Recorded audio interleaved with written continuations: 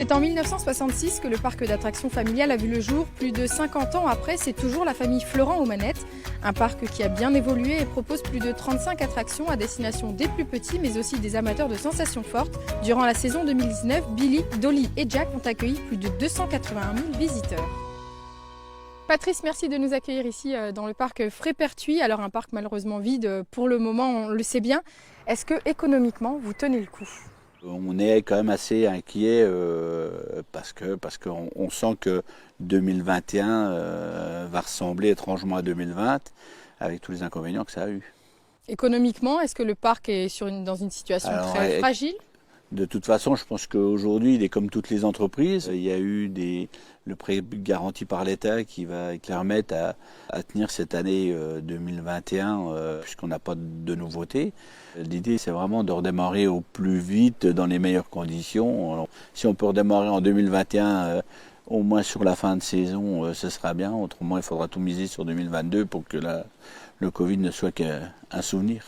Alors Frépertuis, rappelez-nous, c'est combien de salariés toute l'année, combien de saisonniers ? À temps plein, c'est 16 salariés permanents. Et puis en saison, alors généralement on signe 400-420 contrats saisonniers. Frépertuis, c'est un incontournable ici, alors à Jean-Ménil bien sûr, mais aussi dans le département et même dans la région.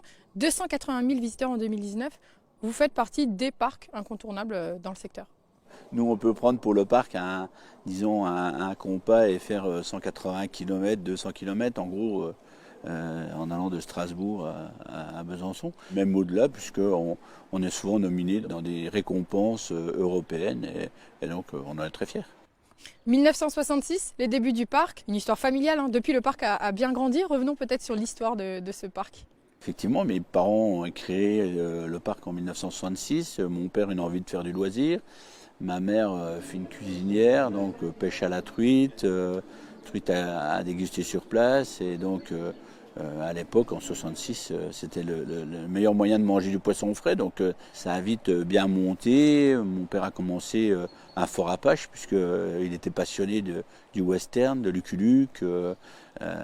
Donc, le bois était quelque chose d'assez facile à trouver dans le secteur. Donc, il a commencé comme ça, fort Apache, une plaine de jeux.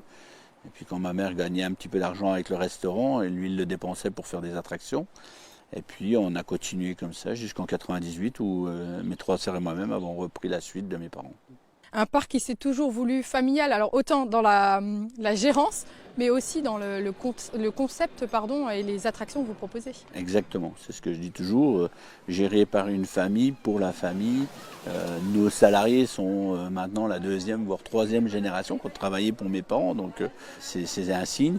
Et je pense aussi que notre clientèle est familiale. D'ailleurs, quand on met des manèges, on essaye toujours de chercher l'accès pour les petits, ou alors on panage d'une année sur l'autre. Comme l'année dernière, on avait mis 3 nouveautés il y avait une pour plus la famille, une pour les tout petits, et une pour les vraiment tout petites au niveau de la crique des pirates. Donc il y avait un panachage.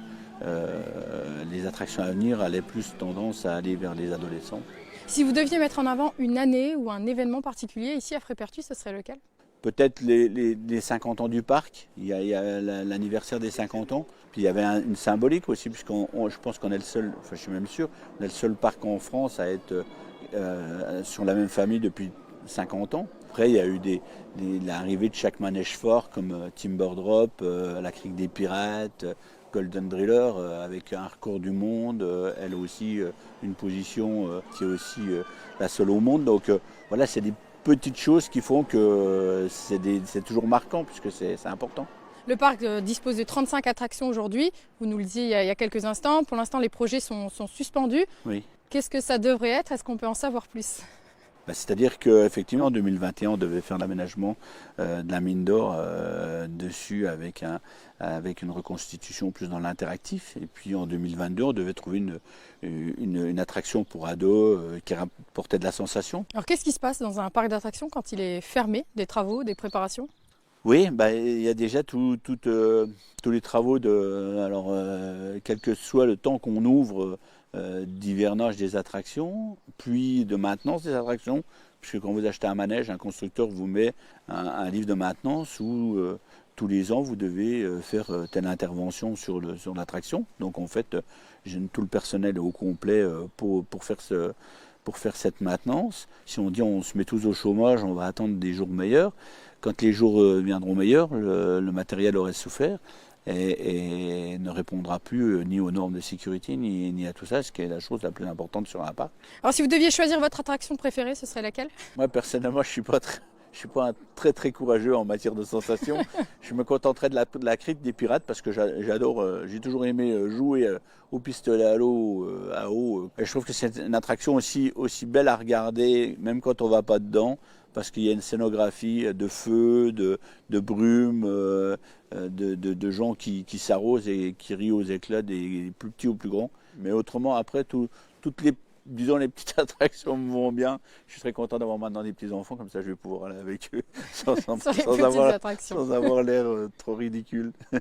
Merci Patrice Florent pour votre accueil ici à Frépertuis. Notre émission est terminée pour aujourd'hui. Je vous donne rendez-vous la semaine prochaine. À très bientôt.